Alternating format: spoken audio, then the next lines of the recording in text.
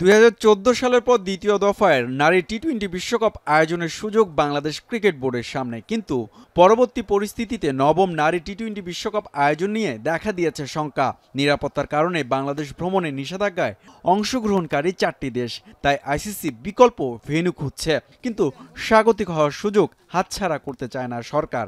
যে কারণে টি-20 বিশ্বকাপ আসর বাংলাদেশে আয়োজনে সর্বোচ্চ প্রচেষ্টা সরকারের। টি-20 বিশ্বকাপের ব্যাপারটা হচ্ছে এটা আয়োজন করতে পারা আমাদের জন্য একটা ভালো ল্যান্ডমার্ক হবে, যেহেতু বাংলাদেশ একটা খারাপ সময়, একটা সংকটকাল করছে।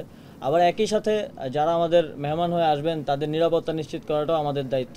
তো সবার সাথে আলোচনার ভিত্তিতে এই বিষয়ে আমরা একটা সিদ্ধান্ত নিব। আইসিসির সাথে আমাদের কমিউনিকেশন চলমান আছে। এদিকে পরিবর্তনের হাওয়া লাগতে যাচ্ছে ক্রিকেট বোর্ডেও। আইসিসির নিয়ম মেনেই তা করা হবে।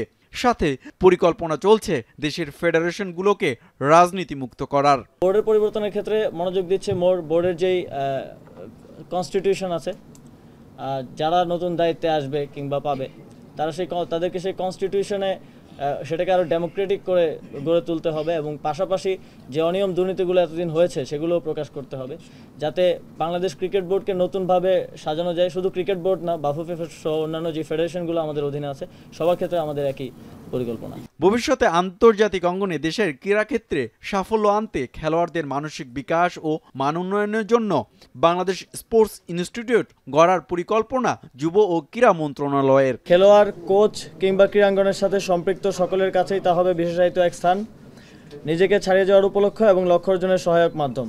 তবে প্রকল্পটি আছে প্রাথমিক অবস্থায়। প্রাথমিক কার্যক্রম শেষে নির্ধারণ করা হবে বাংলাদেশ স্পোর্টস ইনস্টিটিউটের বাজেট। হুমায়ুন কবির রোজ, এখন, ঢাকা।